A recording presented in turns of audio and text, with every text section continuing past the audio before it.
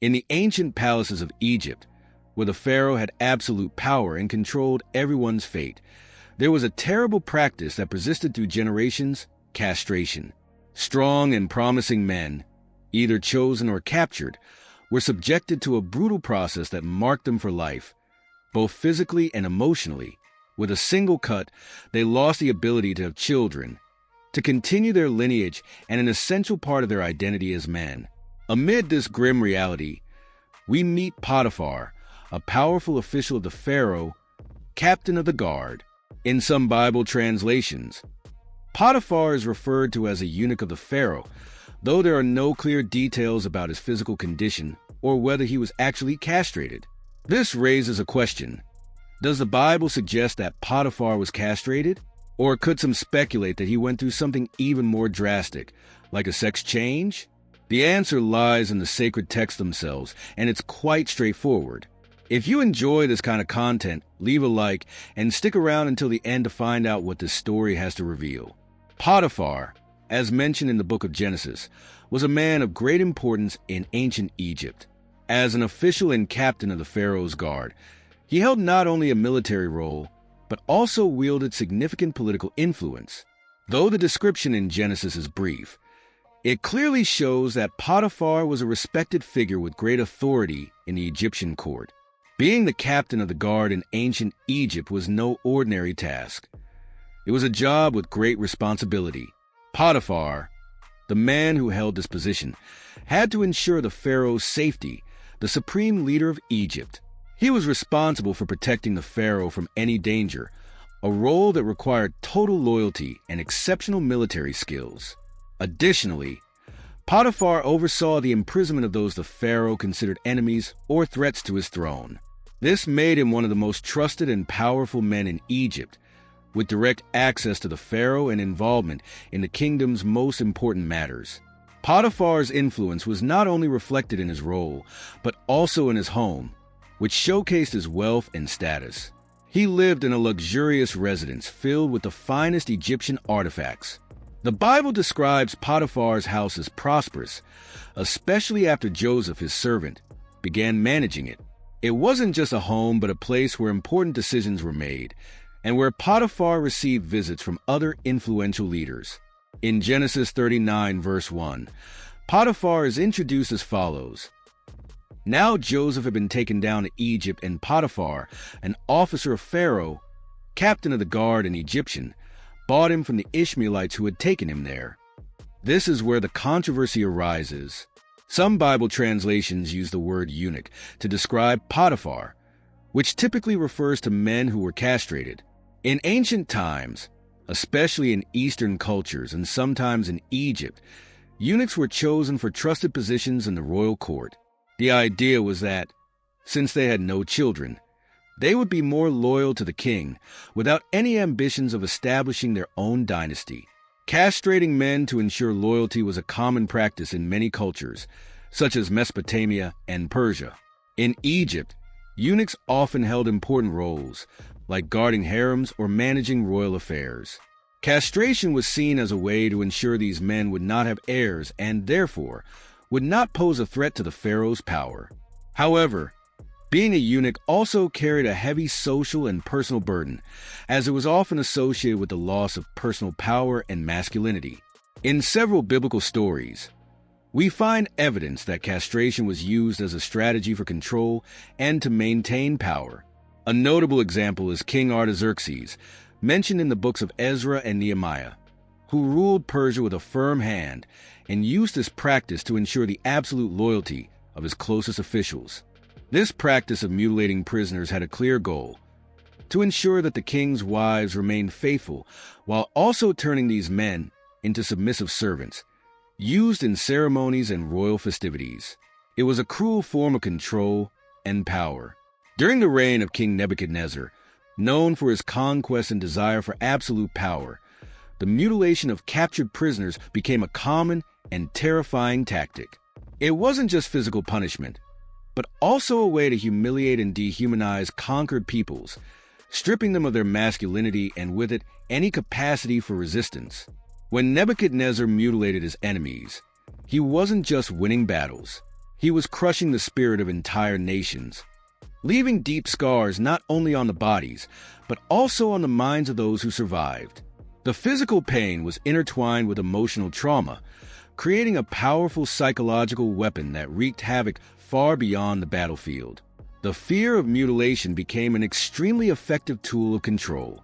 Just the fear of enduring this fate made many enemies surrender before the conflict even began. This ruthless strategy helped Nebuchadnezzar reinforce his authority, turning him into a symbol of terror and power throughout the region in 587 BC. One of the darkest episodes in Israel's history occurred when Nebuchadnezzar, with his army, besieged and destroyed Jerusalem. This led to the fall of the temple and the capture of King Zedekiah. Zedekiah's reign had already begun in difficult times.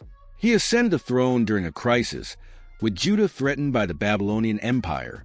Despite the prophet's warnings to follow God's path and act wisely, Zedekiah chose to break the alliance with Babylon and seek military help from Egypt. This proved to be a disastrous decision, as Nebuchadnezzar saw it as a direct betrayal, especially since Zedekiah had been placed on the throne as a loyal vassal to Babylon. Nebuchadnezzar's response was swift and brutal. He gathered his army and marched on Jerusalem, determined to punish Zedekiah and crush any resistance. The siege was long and devastating, driving the city to the brink of starvation and despair.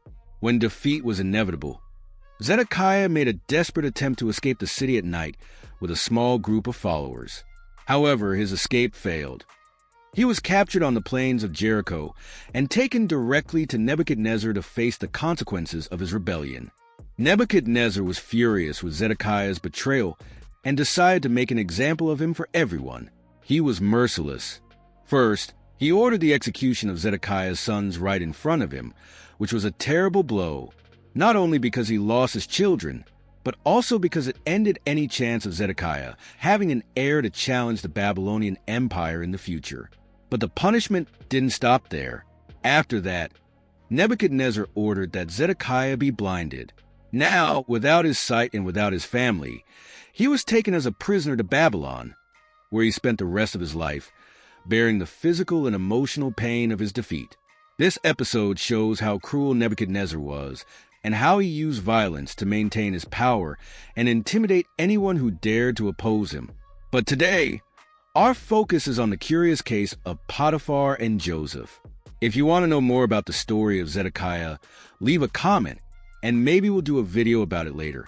Now, let's talk about Joseph, the 10th son of Jacob and the first of his beloved wife, Rachel.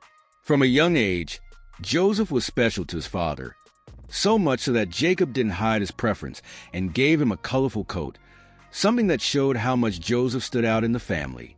Of course, this made his brothers very jealous. On top of that, Joseph had dreams that made his brothers even more upset. In one of them, he saw his brother's sheaves of wheat bowing down to his. In another, the sun, the moon, and 11 stars bowed down to him. That was the final straw. His brothers, fed up with Joseph, decided to get rid of him. One day, while they were tending the flocks, they saw Joseph approaching. The first idea was to kill him, but Reuben, the oldest, suggested throwing him into an empty pit, intending to rescue him later. While Reuben wasn't around, a caravan of Ishmaelite merchants appeared.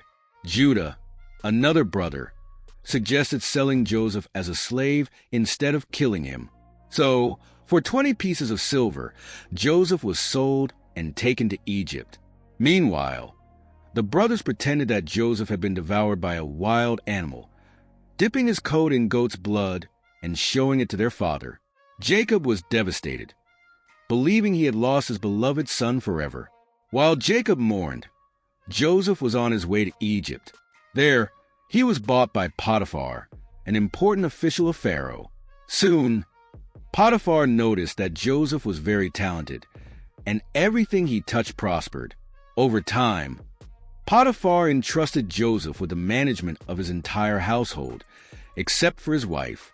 Joseph became Potiphar's steward, responsible for everything in the house, from the servants to the financial resources. But then, a problem arose. Potiphar's wife began to take an interest in Joseph and tried to seduce him several times. Joseph, being honest and loyal, always refused, saying that he could not betray his master's trust, and even more so, he could not sin against God. Even so, she persisted. One day, when no one else was around, she tried to grab him. In desperation, Joseph managed to escape, but left his cloak in her hands. Humiliated and furious by the rejection, Potiphar's wife decided to take revenge. She shouted for help, claiming that Joseph had tried to attack her. When the other servants arrived, she showed them Joseph's cloak as false proof of her accusation. Potiphar was then informed of the supposed crime. Seeing the cloak and hearing his wife's words, he was enraged. Even though the accusation was serious and usually meant death for a slave, Potiphar didn't execute Joseph. This suggests that Potiphar might have had some affection for Joseph and perhaps suspected the truth of what really happened. Instead of a death sentence, Potiphar chose a less severe punishment, sending Joseph to the king's prison. Despite these tough circumstances, the Bible tells us that God was with Joseph. He quickly earned the favor of the chief jailer. With his integrity and management skills, Joseph gained the jailer's trust, who put him in charge of the other prisoners and the prison operations. Just like in Potiphar's house, everything Joseph managed thrived, even in the bleak setting of the prison. While in prison, Joseph met two of Pharaoh's officials who had been imprisoned, the cupbearer and the chief baker. Both had troubling dreams on the same night and were worried about their meanings. Seeing their distress, Joseph offered to interpret their dreams, saying that God would provide the answers. The cupbearer shared his dream first.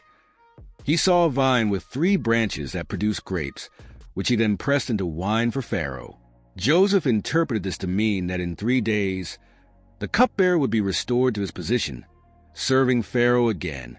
Joseph asked him to remember him and mention his situation to Pharaoh when he was freed, so he could also be released from prison. Encouraged by the positive interpretation, the chief baker told his dream, which involved 3 baskets of bread on his head, with birds eating the bread from the top basket.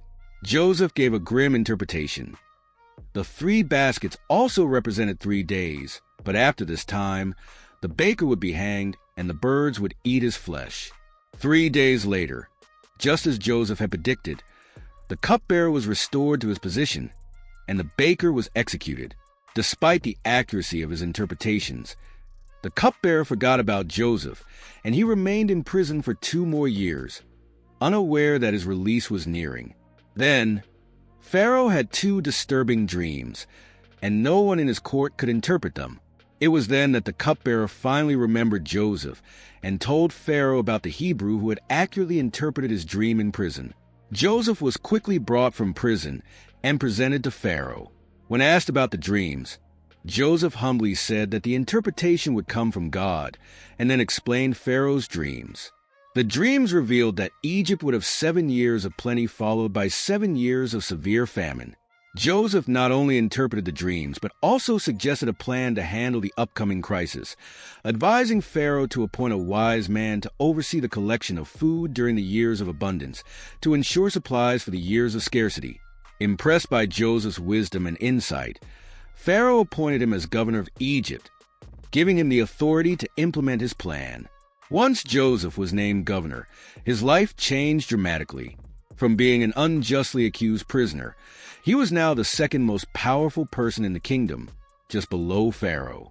He was given an Egyptian name, Zaphenath-Paneah, and married a Senath, the daughter of Potiphar, a priest of On. This marriage to a woman of high Egyptian nobility further solidified Joseph's position in Egypt, integrating him into the country's social and religious elite. There are some misunderstandings about the story, one of which is the mistaken idea that Potiphar, being an eunuch, had to have changed gender and adopted the name Potiphar. This interpretation, though found in some doctrines, is not supported by the scriptures and results from confusing 2 different characters. The Bible does not mention that Potiphar, the Egyptian official who bought Joseph, changed gender or name. Such errors may stem from misunderstandings or lack of attention to context. Potiphar and Potiphar are distinct figures in the biblical story. Potiphar is mentioned in Genesis 39 as Pharaoh's captain of the guard who bought Joseph and made him his steward, playing a crucial role in the early part of Joseph's story in Egypt. Potiphar, on the other hand, is introduced in Genesis 41 verse 45 as the priest of On, whose name appears in the context of Joseph's marriage to his daughter, Asenath. The confusion between these names can lead to incorrect interpretations, but it's important to understand that Potiphar and Potiphar are different people in Joseph's story. Let's talk a bit about whether Potiphar was a eunuch or not, which can be a bit confusing. In the Bible, the story of Potiphar focuses more on his role as Pharaoh's official and his relationship with Joseph than on details about his physical condition. The term used in Genesis 39 verse 1 to describe Potiphar is saris. This term is often translated as official or eunuch, but it can have different meanings depending on the context. In the ancient Near East, this term could simply refer to a high-ranking official without necessarily indicating that the person was castrated. The Bible does not clearly indicate that Potiphar was castrated. In many more recent translations, Potiphar is described simply as an official of Pharaoh without mentioning that he was a eunuch. Furthermore, the fact that Potiphar was married and that his wife attempted to seduce Joseph suggests that he was not a eunuch, as in ancient Egyptian culture, eunuchs typically did not marry or hold positions of power that involved family responsibilities. Some scholars believe that the term saris might have been used to denote Potiphar's high status without implying that he was castrated. It's important to remember that in ancient times, castration was used for specific political and social reasons, not to change someone's gender identity. Therefore, any suggestion that Potiphar changed gender is incorrect and has no basis in the scriptures or the cultural reality of the ancient Near East. When interpreting scriptures, it's crucial to respect the historical and cultural context. The Bible offers profound teachings and eternal truths that transcend cultural changes over the centuries. As Christians, we need to understand the original message and live according to God's principles, regardless of social pressures. Returning to Potiphar's story, the Bible doesn't tell us what happened to him after the incident with Joseph. The narrative focuses on Joseph's life, from his arrival in Egypt as a slave to his rise as governor. Potiphar plays an important role but disappears from the story after the false accusation made by his wife. As governor, Joseph had a huge responsibility. He was tasked with preparing Egypt for the 7 years of famine that would follow the 7 years of abundance. With his intelligence and administrative skills, Joseph planned the storage of grain during the years of plenty. Under his leadership, Egypt stored large quantities of food, ensuring there would be enough provisions to face the coming hard times. During the 7 years of plenty, Joseph had 2 sons with Asenath. The first was named Manasseh, which means God has made me forget all my hardship in my father's house. This name symbolizes how Joseph managed to leave his past struggles behind. The second son was named Ephraim, which means God has made me fruitful in the land of my affliction, showing how Joseph thrived even in a foreign land. When the 7 years of famine finally came, the crisis was severe not just in Egypt, but also in neighboring lands. Thanks to Joseph's wisdom, Egypt was well prepared. He began distributing the grain and selling it in exchange for silver. As the famine spread, other nations came to Egypt seeking help, because Joseph had become the savior of the time. Among those who came to Egypt to buy grain were Joseph's own brothers. Because there was famine in Canaan, their father Jacob sent them to get food. When the brothers arrived in Egypt, they did not recognize Joseph, who was now a powerful man, dressed as an Egyptian noble and speaking through interpreters. Joseph, on the other hand, recognized his brothers immediately, but chose not to reveal himself right away. He wanted to see if they had changed since the time they sold him as a slave. Joseph accused them of being spies, kept Simeon as a hostage, and demanded that they bring their youngest brother, Benjamin, as proof of their honesty. Desperate, the brothers returned to Canaan and, after some hesitation, came back to Egypt with Benjamin. When they arrived with Benjamin, Joseph prepared a feast for them, but still kept his identity a secret. Then, he secretly placed a silver cup in Benjamin's grain sack and, accusing the brothers of theft, kept Benjamin as a slave. At this point, Judah, the same brother who had suggested selling Joseph years earlier, begged Joseph to take him as a slave instead of Benjamin, to avoid causing more pain to their father Jacob. Moved by the sacrifice and the change of heart of his brothers, Joseph could no longer hold back his tears and revealed his true identity. He wept, embraced his brothers, and forgave them. Joseph explained that although his brothers had meant it for harm, God had used it for a greater good, to save many lives. He then asked them to return to Canaan, bring Jacob and the whole family to Egypt, where they could live safely and have everything they needed during the remaining years of famine. When Jacob learned that Joseph was still alive, he was overjoyed and decided to move to Egypt. He was received with honors by Joseph and the Pharaoh. Thus, Joseph's family settled in the land of Goshen, one of the best regions in Egypt, and prospered there. If you found this video informative and inspiring, please subscribe to the channel and turn on notifications so you don't miss our future content. Share your thoughts and experiences in the comments below. We'd love to hear from you. Remember, every small change can make a big difference in your life, and walk with God. Hugs and take care.